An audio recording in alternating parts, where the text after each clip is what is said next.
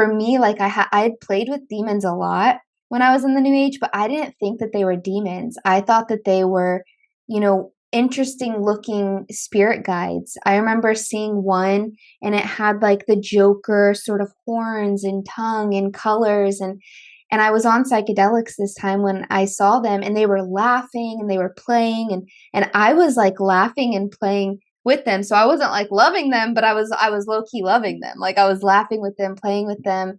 And it was very scary. Like I remember too, I really liked to be in water when I was on psychedelics, and I would sing this really eerie sort of melody. And now I know like there's a whole like siren version of demon, like the aquatic sort of. And so I never saw that one visually, but I really do believe I was like sort of channeling that with the open portal of psychedelic drugs and all the other divination that I was doing. But I didn't see them as demons. Same with like fairies and fairies, the sirens, the weird Joker thing, all these things I just thought were just sort of like neutral spirit beings until I saw the final like big bad demon. And then I was like, okay, that's a beast and he's terrifying and I need Jesus. But I remember telling my New Age friends, and they basically said the same thing that you just said, was that, oh, it's just a reflection of inside yourself, like demons aren't real. And this is when I started to basically lose like my whole friend group that I had in Arizona, because they thought that I was like, they thought I was nuts. They really thought I was like losing it. So I don't know, did you encounter anything like that when you started to realize these things? Oh, yeah, there's so much here. One thing I want to say, it's been on my mind a lot, and this grief and sorrow that I feel in regards to it is that the New Age and people in the New Age believe that anything channeled is good, Mm-hmm. that a channeled program, a channeled book, like channeling is inherently just this spiritual truth that you're accessing. Yeah. And I see so many people in, I don't know if I would say my circle, but like in my sphere, who I guess we're friends, but now there's just like a disconnect. So these people who were close friends of mine in the New Age, and now we're still connected, but there's just like, we don't understand each other. Like you said, like they don't get what I believe anymore. Yeah. But they really value and almost put on a pedestal that idea of channeling. They just want to channel more and channel more fully, like give their whole body the experience, really be possessed by the entity they're channeling. And that's one of the things that in retrospect, I think God protected me from. That's something that I never experienced or fully gave myself to. And I think part of me was scared, and I'm glad that's the case. Like, I think our fear is healthy in a lot of ways. And that was something that I actually had to grapple with when I came out of the not everything is good place and was like, now I have all this fear of stuff that's bad. Yeah. But we can get to that later. But when I did use the channel pretty much throughout my time in the New Age, although in retrospect, I think it stopped maybe when I started going to church. Okay. And I spoke about this a bit in my testimony, but I stopped really doing any of those practices when I started going to church. And I didn't think about it. I didn't reflect on it. It wasn't a conscious decision. It just sort of stopped. Yet I felt better and healed more and all this stuff than I ever had when I was doing the shadow work and the inner child work and stuff. So going back to channeling, because I want to answer that question. So there's a few different experiences with channeling where in retrospect, and even then, I knew something evil was involved. I just didn't care to stop. I didn't think that channeling was the problem. I thought that protection was the problem, right? I was doing it wrong. I wasn't protecting myself as thoroughly as I should have. And that's why something dark came in. It wasn't the fact that I was opening myself up to possession. It was the way I was doing it. Yeah. The first time I tried channeling was that story we talked about with my cat seeing me, or this was back when we lived in New York. This was the same year that I had done shadow work for the first time, the same year that my relationship was rocky, and I had just come out of that depression like super recently and started getting into the new age. It wasn't until I came out of that depression through shadow work that I started going deep into chakras and going deep into channeling. And then I started watching these channelers on YouTube that would like predict the future and all this stuff. And my husband Kevin was like, "What are you doing?" That was the point where he's like, "Okay, this is a little weird. Maybe you should stop." But as I told you on my podcast with you, like I'd never listened to anybody. I was very rebellious. Yeah. So I just kept going, and I thought, I want to channel. This looks so cool. Like this looks so spiritual. It looks like they're accessing truth that like a human doesn't have access to. Yeah. It's this like wanting to be like God lie from the beginning of time. I want godly knowledge. Yep.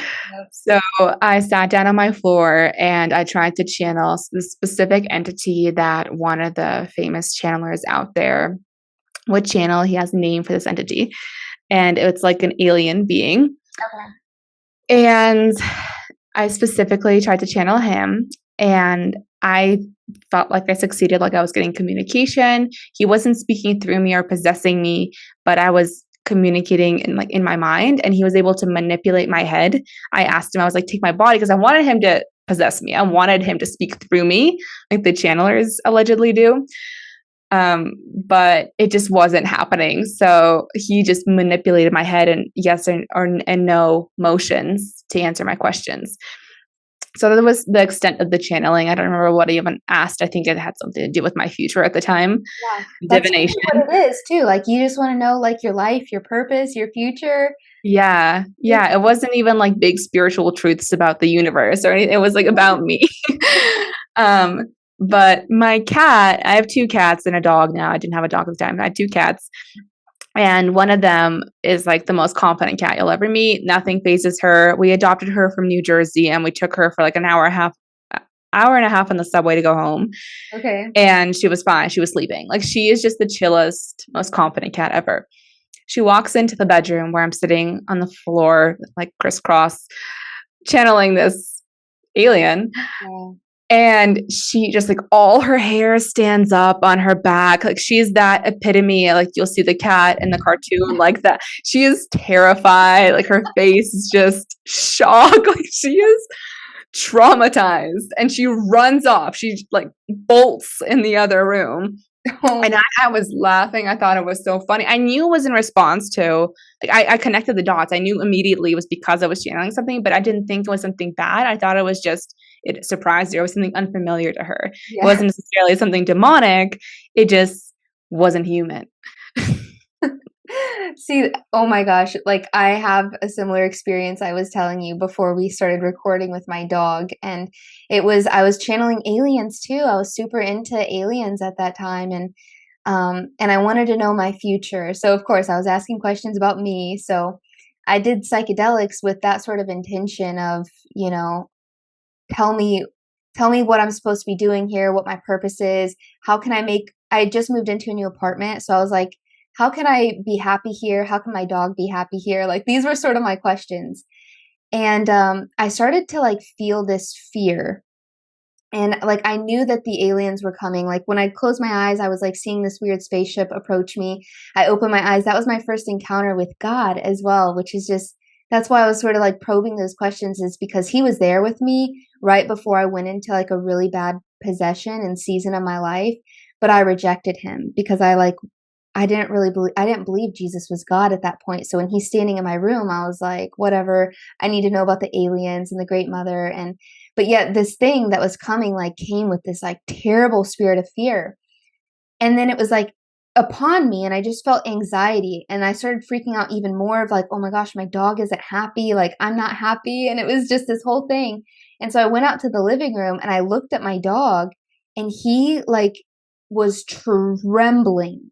And he's a confident dog too. Like he's not no New Jersey dog, but like he's a confident dog as well. And he was trembling, and, like, that's my baby, you know, like, usually he looks at me and, like, you know, he loves his mom and he knows he's loved, but, like, no, he felt and I think you said in your video, like, the skeptics will say, "Oh, you know, they just were spooked by something," but no, I really do think, like, animals know and they intuitively feel that, so Doge knew, and yeah, I had the aliens come all around me after that, and they presented themselves to me in a different way because I told them they were scaring me, but I still didn't equate it that they were, like, bad.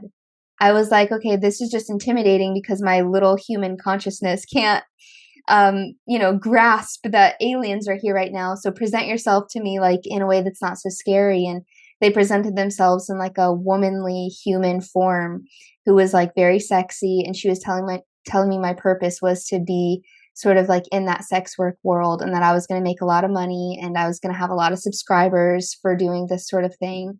So, I just wanted to share with you that too, like, my story so much aligns with that, and my dog knew even when I didn't know, um, and even though, like, literally God himself told me, like, I didn't have to go in there, I still rejected him, and so that's why I screenshotted the verse before we started recording too. I know the Bible says it numerous times, but from 2 Corinthians 4:4, Satan, who is the god of this world, has blinded the minds of those who don't believe. They are unable to see the glorious light of the good news. They don't understand this message about the glory of Christ, who is the exact likeness of God. Mm. I had no idea until later when I was saved and I looked back and I was like, "Oh my gosh, you were there. You were actually there."